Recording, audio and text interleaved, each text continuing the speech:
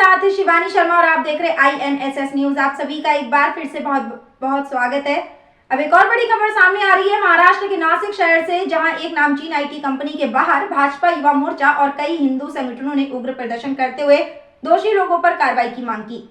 आपको बता दें कि नासिक की एक IT कंपनी में कई लड़कियों को धर्म परिवर्तन करके यौन शोषण किया गया।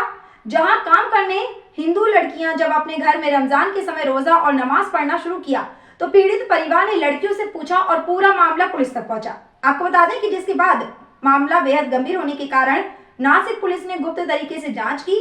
खास बात यह रही कि नासिक पुलिस बल की महिला वरिष्ठ अधिकारी और कर्मचारियों की एक टीम ने वेश बदलकर कंपनी में रहकर जांच की। 7 महिला पुलिसकर्मियों की टीम ने पूरी जांच पड़ताल कर इस मामले का खुलासा किया और मीटिंग और अन्य कार्यों के दौरान संदिग्ध आरोपी अश्लील हरकतें करते हुए पाए गए, जिन्हें चतुराई से गिरफ्तार किया गया और लगभग 40 से अधिक CCTV फुटेज की जांच कर ठोस सबूत जुटाए गए, जिसके आधार पर नासिक पुलिस ने अब तक 9 मामले दर्ज करके 6 आरोपियों को गिरफ्तार कर कई फरार बताए जा रहे हैं।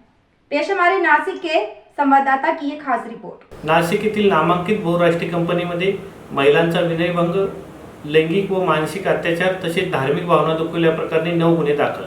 नाशिक शहरातील एका नामांकित बहुराष्ट्रीय कंपनीत कार्यरत असलेल्या महिलांवर कंपनीतील काही पुरुष कर्मचाऱ्यांकडून विनयभंग, मानसिक छळ, लैंगिक अत्याचार तसेच धार्मिक भावना दुखवल्याचे गंभीर प्रकार उघडकीस आला आहे।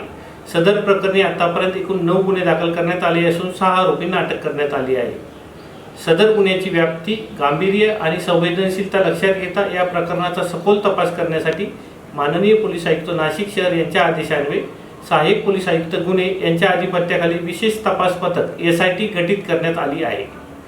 यापुढे अशा प्रकारच्या घटना घडू नयेत यासाठी सर्व खाजगी आस्थापनांनी आपल्या कार्यस्थळी महिलांच्या सुरक्षिततेसंदर्भात आवश्यक ती खबरदारी आणि प्रतिबंधात्मक उपाययोजना कराव्यात।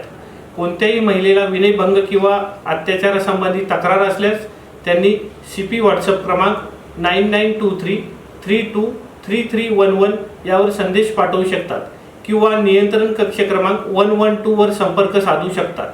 तक्रारदार महिला, संस्था किंवा माहिती देणाऱ्या व्यक्तीची ओळख गोपनीय ठेवण्यात येईल, असे आवाहन माननीय श्री संदीप कर्णिक पोलीस आयुक्त नाशिक शहर यांच्या वतीने करण्यात येत आहे। धन्यवाद।